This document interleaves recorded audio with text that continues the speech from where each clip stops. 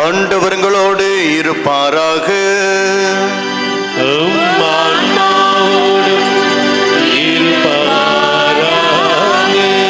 மத்தேயு எழுதிய தூய நற்செய்தியிலிருந்து வாசகம்.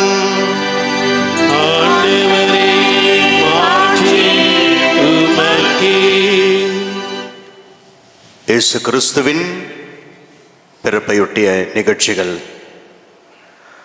அவருடைய தாய் மரியாவுக்கும் யோசேப்புக்கும் திருமண ஒப்பந்தம் செய்யப்பட்டிருந்தது. அவர்கள் கூடி வாழும் முன் மரியா கருவுற்றிருந்தது தெரிய வந்தது. அவர் தூய ஆவியால் கருவுற்றிருந்தார். அவர் கணவர் யோசேப்பு நேர்மையாளர். அவர் மரியாவை இகழ்ச்சிக்கு உள்ளாக்க விரும்பாமல் மறைவாக விலக்கிவிட திட்டமிட்டார். அவர் இவ்வாறு சிந்தித்துக் கொண்டிருந்த பொழுது ஆண்டவரின் தூதர் அவருக்கு கனவில் தோன்றி, யோசேப்பே, தாவீதின் மகனே, உன் மனைவி மரியாவை ஏற்றுக்கொள்ள அஞ்ச வேண்டாம். ஏனெனில் அவர் கருவுற்று இருப்பது தூய ஆவியால் தான். அவர் ஒரு மகனை பெற்றெடுப்பார். அவருக்கு இயேசு என பெயரிடுவீர். ஏனெனில் அவர் தம் மக்களை அவர்களுடைய பாவங்களிலிருந்து மீட்பார் என்றார். இதோ கன்னி கருவுற்று ஒரு ஆண் மகனை பெற்றெடுப்பார். அக்குழந்தைக்கு இம்மானுவேல் என பெயரிடுவீர் என்று இறைவாக்கினர் வாயிலாக ஆண்டவர் உரைத்தது நிறைவேறவே இவை யாவும் நிகழ்ந்தன. இம்மானுவேல் என்றால் கடவுள் நம்மோடு இருக்கிறார் என்பது பொருள். யோசேப்பு தூக்கத்திலிருந்து விழித்தெழுந்து ஆண்டவரின் தூதர் அவருக்கு பணித்தவாறே தம் மனைவியை ஏற்றுக்கொண்டார்.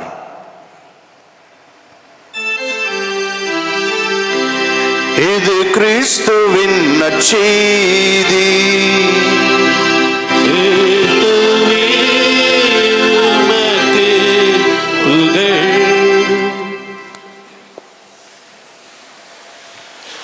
இயேசுவில் அன்பார்ந்த சகோதர சகோதரிகளே, குட் மார்னிங்.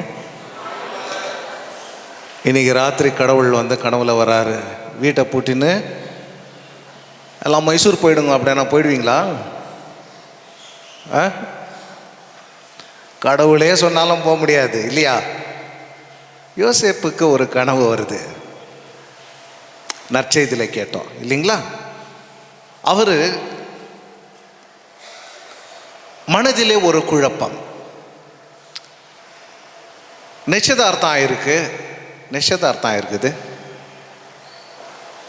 இன்னும் நான் திருமணம் செய்யவில்லை. ஆனால் அந்த பெண்மணி கர்ப்பிணியாக இருக்கிறார். நான் என்ன செய்யணும்? It's a confusion. அந்த கலக்கத்தோடு ஒரு உறங்குகிற பொழுது ஆண்டவர் கனவிலே பேசுகிறார். யோசேப்பு பயப்பட வேண்டாம். அன்பார்ந்த சகோதர சகோதரிகளே, கடவுள் கனவில் பேசுவது முதன்முறை அல்ல. உங்களுக்கு இன்னைக்கு யோசேப்பு கனவை விட்டு 7 கனவு சொல்ல போறேன். தெரிஞ்சுக்கணும். அதற்காக 7 கனவுல ஆண்டவர் வெவ்வேறு விதமாக பேசுகிறார். வெவ்வேறு காரணத்திற்காக பேசுகிறார். ஆக நம்பிக்கை உள்ள ஒருவனுக்கு கனவிலும் பேசுவார் ஆண்டவர். இதுதான் கடைசி. அதை புரிஞ்சுக்கணும். ஆக முதல் கனவு என்ன? முதல் புத்தகத்திலே 20வது அதிகாரத்தில் நாம் பார்க்கிறோம். அபிமலேக் கேள்விப்பட்டிருக்கிறீங்களா? அபிமலேக் கெரார் என்னும் பகுதிக்கு அரசனாக இருந்தார். அரசராக இருந்தார். அவருடைய நாட்டிற்கு ஆபிரகாமும் அவருடைய மனைவி சாராவும் செல்கிறார்கள். சாரா மிகவும் அழகான பெண்.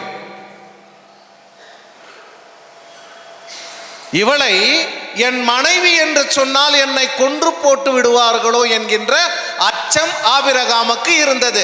ஆகவே என்ன சொன்னார்? சாராவை பார்த்து இது என் தங்கச்சின்னு சொல்லிட்டார்.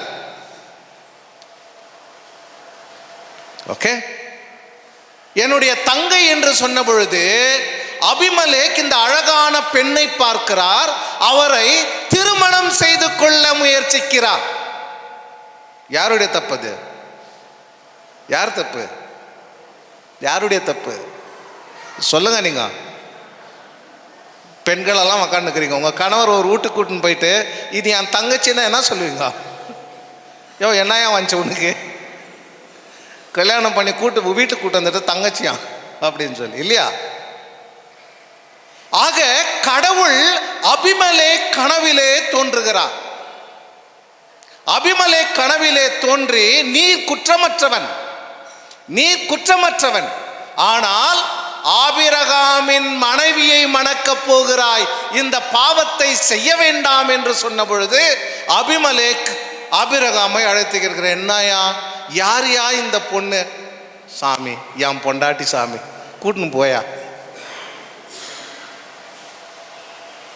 ஆக கடவுள் அபிமலே கனவிலே தோன்றி நீ பாவம் செய்யாதே, நீ பாவம் செய்யாதே, தெரியாமல் செய்கிறாயே, நான் உனக்கு வெளிப்படுத்துகிறேன், இது பாவம், அவள் மற்றொருவரின் மனைவி. இரண்டாவது கனவு யாக்கோபின் கனவு. 27வது அதிகாரத்தில், முதல் புத்தகம் 27வது அதிகாரத்தில் யாக்கோபு பேர்ஷபா என்கின்ற பகுதியை விட்டு ஹராம் என்கின்ற பகுதிக்கு வருகிறார். பேர்ஷபா என்ற பகுதியை விட்டு ஹராம் என்கின்ற பகுதிக்கு வருகிறார். வரும்பொழுது அவர் மனதிலே ஒரு தயக்கம், நான் எங்கேயோ போறேன், கடவுள் உண்மையாவே என்னை காப்பாற்றுவாரா? கடவுள் உண்மையாகவே எனக்கு ஒரு வாழ்வை கொடுப்பாரா? இல்லை நான் இப்படியே மடிந்து விடுவேனா என்று அவன் கலக்கமுற்று ஒரு கல்லை தலையணையாக வைத்து தூங்குகிற பொழுது கனவை காண்கிறார். அந்த கனவிலே வானதூதர்கள் வானத்திலிருந்து மேலும் கீழுமாக செல்கிறார்கள். அப்பொழுது அவனுக்கு ஆண்டவர் உறுதியை கொடுக்கிறார், இந்த இடத்தை உனக்கும் உன் சந்ததியருக்கும் நான் கொடுப்பேன் என்பதாக. ஆக அந்த இடத்தில் எழுந்து இறைவனுக்கு பலி செலுத்துகிறார் யாக்கோபு. பலி செலுத்தி அந்த இடத்திற்கு பெத்தல் என்கின்ற பெயரை வைக்கிறார். இன்றைக்கும் கூட இருக்கிறது. ஆக கலக்கமுற்று என் வாழ்வு மேம்படுமா, நிலைக்குமா என்று யோசிக்கிற பொழுது ஆண்டவர் அவருக்கு சொல்லுகிறார், உன் வாழ்வை நான் பாதுகாக்கிறேன், உனக்கு வாழ்வை நான் கொடுக்கிறேன், பயப்பட வேண்டாம் என்று கனவிலே யாக்கோபுக்கு வெளிப்படுத்துகிறார். மூன்றாவது கனவு முதல் புத்தகத்திலே 38வது அதிகாரத்தில் நாம் பார்க்கிறோம். என்னவென்று சொன்னால் யோசேப்பின் கனவு. அவர் நிறைய கனவுகாரர் அப்படின்னு சொல்லுவாங்க அவர், அதனாலே பாதி அவர் வித்துட்டாங்க. எங்க வித்தாங்க? வண்டர்ஃபுல், என்னப்பா அவன் பேரு? பெனெட், பக்கத்திலே இருக்கிறான் பாருங்க. எகிப்துக்கு வித்துட்டாங்க இல்லையா? இஸ்லாமியருக்கு விற்ற பின்பு அவர் இந்த இஸ்லாமியர் இல்லை, ஓகே சொல்றேன், நான் ஞாபகம் வந்த உடனே. விற்றுவிட்ட பிறகு அவர்கள் எகிப்திற்கு செல்கிறார்கள். அதற்கு முன்பாக அவர் நிறைய கனவு காண்பார், நிறைய கனவுகளை காண்பார். ஒரு கனவை எவ்வாறாக காண்கிறார் என்று சொன்னால், கதிர், கதிர் என்ன தெரியுதா? நெல் கதிர். ஓகே, அவருடைய கதிர் மட்டும் நின்றாகவும் அவருடைய சகோதரர்கள் எல்லாம் அவருக்கு வணங்கி நிற்பதாகவும் கனவு காண்கின்றார். இந்த கனவை வெளியே சொன்ன உடனே அவனுடைய சகோதரர்கள் என்ன சொல்கிறார்கள்? நீ தான் பெரிய ஆளா, நாங்கெல்லாம் உனக்கு தலை வணங்கணுமா? கேட்குறாங்களா? கேட்க மாட்டாங்க. நீங்க கேட்பீங்களா? கேட்க மாட்டீங்களா? இப்ப தலையாட்டுங்க. கேட்பீங்களா? கேட்க மாட்டீங்களா? உங்க அக்கா வருது இன்னைக்கு, நீங்க எல்லாம் எனக்கு தலை வணங்கி இருக்கணும் அப்படின்னு சொன்னா நீங்க கேட்பீங்களா? கேட்க மாட்டீங்களா? நீ என்ன பெரிய எலிசபெத் ராணியா உனக்கு நான் தலை வணங்கத்துக்கு அப்படின்னு கேட்போமா? கேட்போமா? கேட்காம இருக்குமா? கேட்போம். உனக்கிட்ட இல்லாத தகுதி என்ன என்கிட்ட இல்லை, உன்னை விட நான் நல்லா தான் இருக்கிறேன், ஆக நான் ஏன் உனக்கு தலை வணங்கணும்? அதே போலத்தான் ஆயிரம் ஆண்டுகளுக்கு பின்னே நடந்தது. ஆக இரண்டாவது கனவை காண்கின்றார் யோசேப்பு. என்ன இரண்டாவது கனவு? சூரியனும் சந்திரனும் அவரை பார்த்து வணங்கும். அதை தவிர்த்து 11 நட்சத்திரங்கள் அவரை பார்த்து வணங்கும். அதுக்கு விளக்கம் என்ன அப்படின்னா, உன் தாயும் தந்தையும் சகோதரர்களும் உனக்கு வணங்கி இருப்பார்கள், நீ அவர்களை ஆள்கின்ற அதிகாரத்தில் இருப்பாய் என்பதை வெளிப்படுத்துகிறது. அப்போ அப்பா என்ன சொல்வாரு, ஏயா உன்னை பெத்து வளர்த்ததுக்கு நான் உனக்கு தலை வணங்கணுமா? உன்னை பெத்து வளர்த்ததுக்கு நான் உன்னை கேட்பாமா கேட்க மாட்டோமா? இன்னைக்கு 4 காசை பார்த்துட்டு அப்படின்னு சொல்லி உனக்கு நான் தலை வணங்கணும், காரு துப்புவோம். அதே மாதிரி தான் அவருக்கும் நடந்தது. ஆனால் அதில் விஷயம் என்னவென்று சொன்னால், முன்னாள் இவருடைய வாழ்க்கையில் என்ன நடைபெறும் என்பதை இறைவன் அவருக்கு வெளிப்படுத்தினார். ஆக யோசேப்பு தனது வாழ்க்கையில் எத்தனை சோதனைகள் வந்தாலும், எத்தனை தடங்கள் வந்தாலும், ஒரு நாள் அதிகார வர்க்கத்தில் நான் இருப்பேன் என்கின்ற வாக்குறுதியை இறைவன் அவருக்கு கொடுக்கிறார். அன்பார்ந்த சகோதர சகோதரிகளே, எவ்வளோ ஆச்சு கனவு? 3 ஆச்சா? 4வது கனவு பார்வோனின் கனவு. பார்வோனுக்கு ஒரு கனவு வருது. என்ன அந்த கனவு அப்படின்னு சொன்னா, 7 மாடுகள், கொழுத்த மாடுகள், இன்னொரு 7 மாடுகள், பலவீனமான மாடுகள். பார்த்துருக்குறீங்களா? கொழுத்த மாடு பலவீனமான, சிவாஜி நகரில் சுற்றினுக்குத, அதெல்லாம் கொழுத்த மாடு கிடையாது. அதெல்லாம் கொழுத்தது கிடையாது. அது பேப்பரையும் பிளாஸ்டிக்கையும் சாப்பிட்டு எலும்பும் தோலுமா இருக்கு. இதுல என்ன விஷயம் அப்படின்னு சொன்னா, பார்வோனுக்கு புரியாத ஒரு விஷயம், இந்த வீக்கா இருக்கிற எலும்பும் தோலுமா இருக்கிற மாடுகள் கொழுத்த மாடுகளை தின்று விடுகிறது. சாத்தியமா? பழைய பாட்டு ஒன்று இருக்குது. அந்த பாட்டில் ஒரு டைலாக் வரும். என்னன்னா, வலியவன் வந்தா மெலியவன் இறங்கி விட வேண்டியது தானே அப்படின்னு. வலியவன் வந்தா மெலியவன் இறங்கி விட வேண்டியது தானே, இல்லைன்னா மெரிச்சிருவான். அதை நாம் புரிஞ்சுக்கணும். ஆனா இந்த கனவுல வித்தியாசமா இருக்கிறது பார்வோனுக்கு. பார்வோன் என்ன காண்கின்றான்? எலும்பு தோலுமா இருக்கிற மாடு கொழுத்த மாட்டை முழுங்கி விட்டதே. இதற்கு அர்த்தம் என்ன? இதனுடைய அர்த்தம் என்ன என்று கேட்கிற பொழுது யாராலுமே அதை எடுத்து சொல்ல முடியவில்லை. யார் சொல்கிறார்? கனவுகளை காண்கின்ற யோசேப்பு சொல்கிறார். அவனுக்கு அப்பொழுது 30 வயது. 30 வயதிலே ஆண்டவருடைய அந்த ஞானத்தை வெளிப்படுத்துகிறார். பார்வோனுக்கு சொல்லுகிறார், 7 ஆண்டுகள் உன்னுடைய நாட்டிலே செழிப்பாக இருக்கும், அனைத்தும் உனக்கு கை கொடுக்கும், அனைத்து விஷயங்களிலும் நீர் வெற்றி பெறுவாய். ஆனால் அது முடிந்து 7 ஆண்டுகள் வரும், பஞ்சத்திலேயும் பட்டினியிலும் நீ சாக கிடப்பாய். எவ்வளோ மெசேஜ் கொடுத்தா போதும் இல்லை? தவச தானியங்களை சேர்த்து வச்சுக்கலாம். ஐயோ சோறு இல்லாமல் சாவக்கூடாது அப்படின்னு சொல்லி. வீட்டில் இன்னைக்கு தான் ரேஷன் இருக்கு, கடைசி அரிசி வாங்கல 1 kg இருக்குது, என்ன செய்வோம்? இன்னைக்கு பாதி நாளைக்கு பாதி, இல்லையா? ஆக கொழுத்த 7 ஆண்டுகளில் பெற்ற விஷயங்களை பஞ்சம் பட்டினியால் அவதிப்படுகிற பொழுது 7 ஆண்டுகளுக்காக சேர்த்து வைத்தார்கள். அதற்காக யோசேப்பை உன்னத நிலைக்கு கொண்டு வந்தார்கள். ஆண்டவர் அவருடைய கனவிலே சொன்னது போல உன் தாயும் தந்தையும் சகோதரர்களும் உனக்கு வணங்குவார்கள் என்கின்ற வழியை இந்த கனவு வெளிப்படுத்துகிறது. ஆண்டவர் விளக்குகிறார். 5வது கனவு தானியேல் புத்தகத்திலே நாம் பார்க்கிறோம். 2-4வது அதிகாரத்தில் அங்கே பெல்சசார் ஒரு பெரிய பார்ட்டி வைக்கிறார்.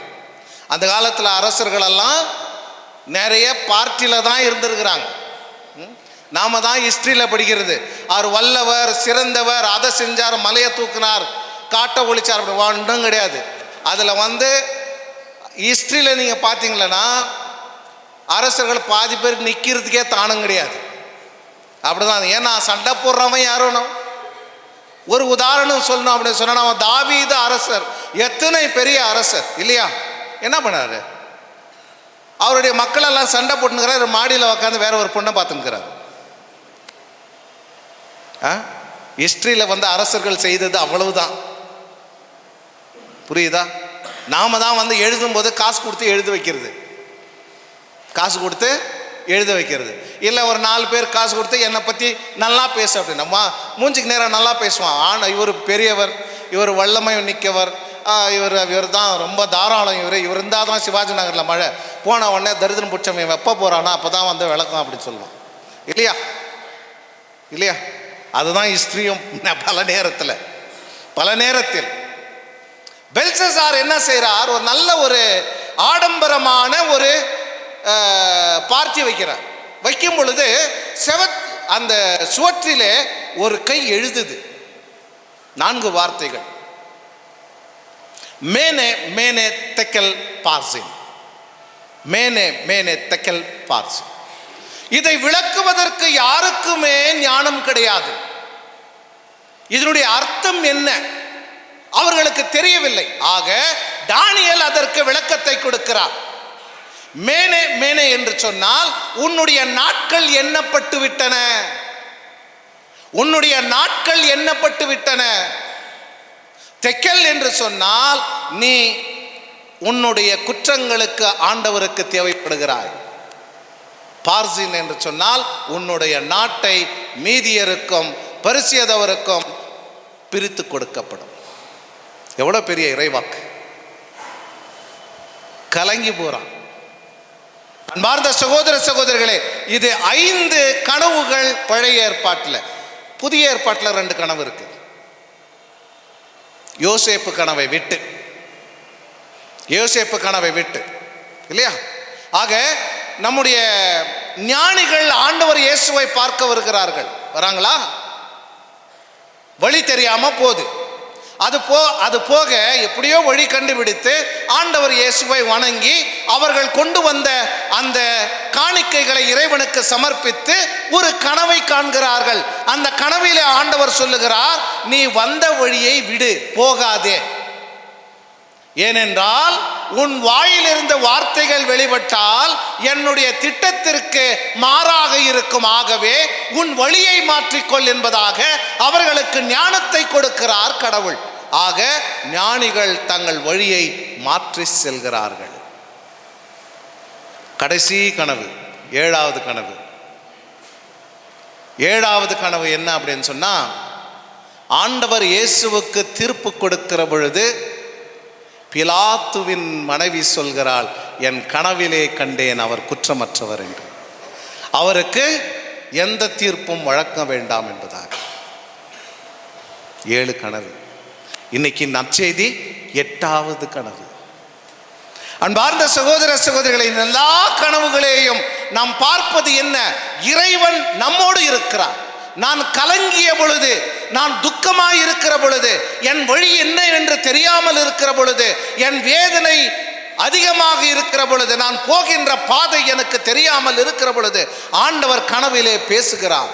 பேசி உனக்கு ஆசீர்வாதத்தை கொடுக்கிறார், ஞானத்தை கொடுக்கிறார், பாவத்திலிருந்து நான் விலகி செல்ல திடனை கொடுக்கிறார், தைரியத்தை கொடுக்கிறார். அன்பார்ந்த சகோதர சகோதரிகளே, ஆண்டவருடைய வார்த்தையை கனவிலும் கேட்க நாம் தயாராக இருக்க வேண்டும்.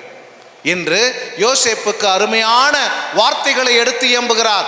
யோசேப்பே, பயப்பட வேண்டாம், பயப்பட வேண்டாம், இது உன்னுடைய காரியம் கிடையாது, இறைவனுடைய சித்தம், இறைவன் அதை நிறைவேற்றுவார். நீ செய்ய வேண்டியதெல்லாம் உன் மனைவி போல தலைவணங்கி உன் வார்த்தை என் வாழ்க்கையிலே நிறைவேறட்டும் என்று சொல்ல வேண்டும். அவ்வளவுதான். அதை தான் இன்றும் ஆண்டவர் சொல்லுகிறார். நீங்களும் அவ்வாறே செய்யுங்கள், நீங்களும் அவ்வாறே செய்யுங்கள். இறைவன் உங்களோடு பேச காத்திருக்கிறார். நீங்கள் விழித்திருக்கும் பொழுது மட்டுமல்ல, நீங்கள் தூங்கி இருக்கும் பொழுது கூட ஆண்டவர் பேசுகிறார். ஏனென்றால் அவர் எப்பொழுதும் உன்னோடு பயணம் செய்கிறார். ஆண்டவர் இயேசு கிறிஸ்து மத்தேயு எழுதின நற்செய்தியிலே 28வது அதிகாரத்தில் சொல்லுவார், உலகம் முடியும் வரை நான் உன்னோடு இருக்கிறேன். என்னத்துக்கு வரார்? நம்மோட. எப்படி வரார் நம்மோட? அதை புரிஞ்சுக்கணும். எப்படி ஆண்டவர் வருகிறார்? எதற்காக வருகிறார்? ஒரு சகோதரனாக, சகோதரியாக, தாயாக, தந்தையாக, கணவனாக, மனைவியாக இறைவன் நம்மோடு பயணம் செய்கிறார். எதற்காக என்று சொன்னால் நம்மோடு பேசுவதற்காக, நம்மை வழிநடத்துவதற்காக, நம்முடைய வாழ்க்கையை மெருகேற்றுவதற்காக, நாம் பாவத்திலிருந்து விடுபட்டு நல்ல வாழ்க்கையை தேர்ந்து கொண்டு ஆண்டவருக்கு உகந்த வாழ்க்கையை வாழ்ந்து காணிக்கையாக அர்ப்பணிக்க வேண்டும் என்பதற்காக. ஆகவே அன்பார்ந்த சகோதர சகோதரிகளே, இறைவனிடத்தில் நம்மை முழுமையாக சமர்ப்பிப்போம். அவர் பேசுகின்ற வார்த்தைகளை கேட்போம். அவர் திருவுளம் என்னவென்று நாம் புரிந்து கொள்வோம். அதன்படி நடக்க முயற்சிப்போம். அப்பொழுது நாம் இறைவனுடைய அருளையும் வரத்தையும் நிறைவாக அனுபவிக்கின்ற வரத்தை இறைவன் நம் அனைவருக்கும் அருள்வார். அத்தகைய அருளும் ஆசிரும் நம் அனைவரிலும் இருக்க தந்தையானவர் நம் அனைவரும் ஆசீர்வதிக்கட்டும் என்று தொடர்ந்து மன்றாடுவோம். ஆமென்.